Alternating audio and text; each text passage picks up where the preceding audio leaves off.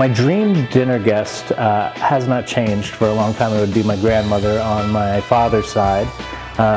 She was someone really special to me and really kind of fostered the love of food and cooking in my family, and unfortunately never got to see me graduate and go on to do what I eventually did. So it'd be nice to catch up with her and talk about all the stuff that has happened since. The weirdest food I've ever had is haggis, which is the boiled innards of an animal cooked inside the stomach and boiled and cracked open. So that's definitely the weirdest. Actually very good. Don't know that I'm going to have it again anytime soon, but that was definitely a weird one. Always in my refrigerator is cheese, and it's usually good hunks and random hunks of just whatever I've come across in Formaggio Kitchen, which is very close to where I live in Cambridge. It's one of the best cheese counters in the country, and I'm always managing to get stuff from there. So we have a pretty well-stocked cheese drawer in my house, so there's always a hunk for snacking or messing around with in the kitchen. My favorite tattoo is definitely the one of the grandparents, the grandmother I just mentioned, Josephine, and then her husband Joe. They were big crossword players and big Scrabble players. So Joe and Joe, and then their wedding anniversary on there. That one's personal and means quite a bit to me.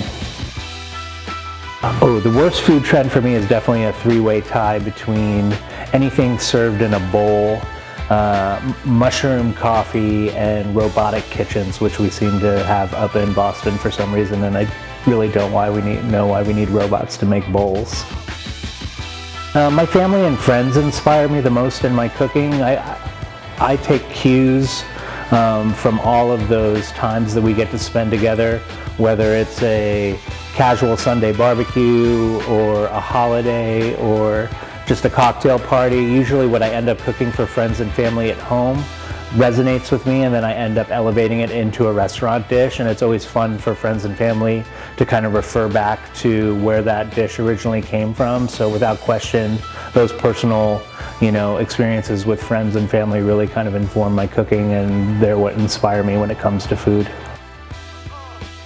Last meal, I have to have my mom's manicotti.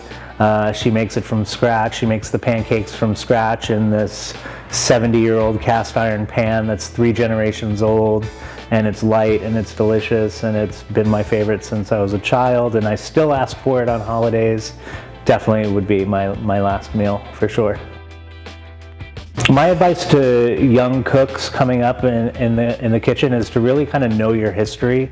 I think it's really important to understand the history of where we all came from in the kitchen, good and bad. I think that the world of kitchens is evolving rapidly for the better, and I think it's really important to understand the technique and the skills and the chefs that came before you and what they did, and understand what their contributions were and learn from them and everything that came before us, so that we can lay a good foundation for those who come after us.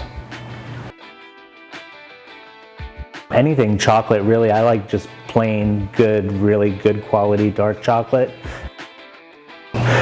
Favorite bar food of all time is definitely buffalo wings. Having just opened up a bar up in Cambridge, Massachusetts, where I'm from, buffalo wings has been a big part of that conversation up there on the menu, and what we could do to reinterpret it and have fun with it. So I've loved them since I was a kid, especially coming up in the Midwest, where it was a big part of football culture on Sundays. Wings is definitely where it's at for me.